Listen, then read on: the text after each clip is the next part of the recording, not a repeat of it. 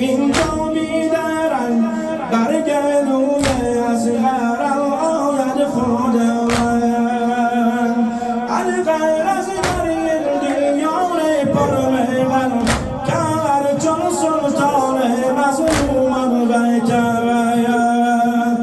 بس می گفت تو از جای پاره لیکن جلسه بارد اکبرم در این زمین گفت این جا از جای پاده اشنیا دست هم باسم شبر از تن جدا ای بی کفر دور از بیتر گفت در این سرزمین جای ماست گفت در این سرزمین جای ماست این زمین تا خلقش مردای ماست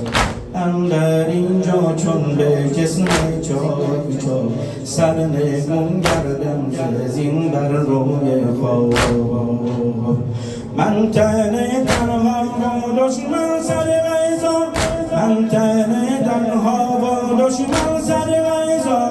بیکرم مجروح زخم بی شما در دم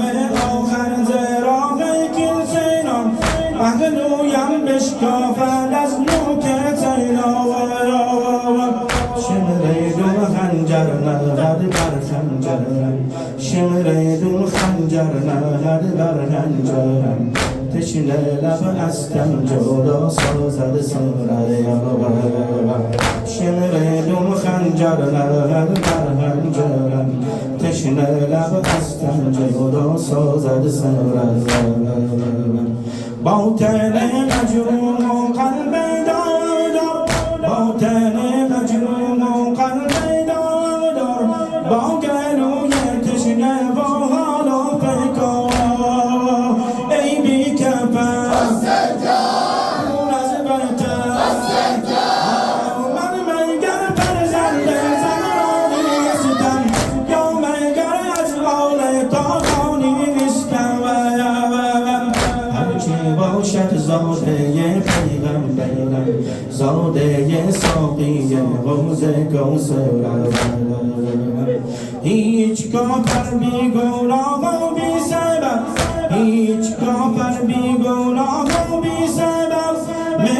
من هرگز نکشته تشنه لب زین مصیبت آسمان خون گریه کرد زین مصیبت آسمان خون گریه کرد چشم عالم چشم گردون گریه کرد